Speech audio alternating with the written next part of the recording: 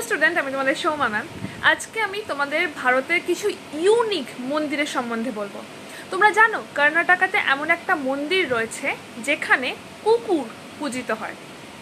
পাঞ্জাবে এমন একটা গুরুদ্বারা রয়েছে যেটাকে এরোপ্লেন গুরুদ্বারা বলা হয়, যেখানে যাদের যাদের বিদেশে যাওয়ার থাকে তারা সেখানে গিয়ে খেলনা এরোপ্লেন ডোনেট করে এবং গুরুদ্বারা কমিটি সেই খেলনা এরোপ্লেনটাকে পরে কোনো অনাথ আশ্রমে দিয়ে দেয়।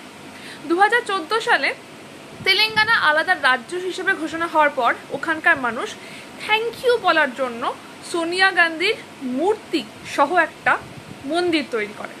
শুধু সোনিয়া গান্ধী নয়, গুজরাটে মোদি সরকারের সাথে রয়েছে মোদির মূর্তি এবং মন্দির।